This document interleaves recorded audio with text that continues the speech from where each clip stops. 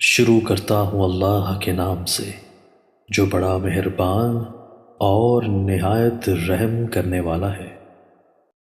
حضرت عبداللہ بن عمر رضی اللہ تعالیٰ عنہ بیان کرتے ہیں، کسی آدمی نے عرض کیا، اللہ کے رسول muezzin تو ہم پر فضیلت لے گئے۔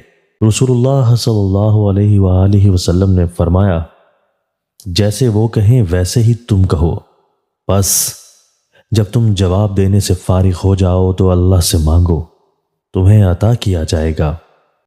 حضرت عبداللہ بن عمر رضی اللہ تعالیٰ عنہ سے روایت ہے کہ رسول اللہ صلی اللہ علیہ وآلہ وسلم نے فرمایا کہ ہر چیز کی صفائی کے لیے کوئی سیکل ہے، اور قلوب کی سیکل یعنی ان کی صفائی کا خاص مسالہ ذکر اللہ ہے، اور اللہ کے عذاب سے بچانے اور نجات دلانے میں اللہ کا ذکر جس قدر مؤثر ہے اتنی کوئی دوسری چیز مؤثر نہیں۔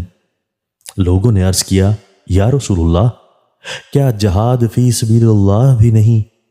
آپ صلی اللہ علیہ وآلہ وسلم نے ارشاد فرمایا، ہاں، وہ جہاد بھی عذاب خداوندی سے نجات دلانے میں ذکر کے برابر مؤثر نہیں، جس کا کرنے والا ایسی جاں بازی سے جہاد کرے کہ تلوار چلاتے چلاتے اس کی تلوار بھی ٹوٹ جائے۔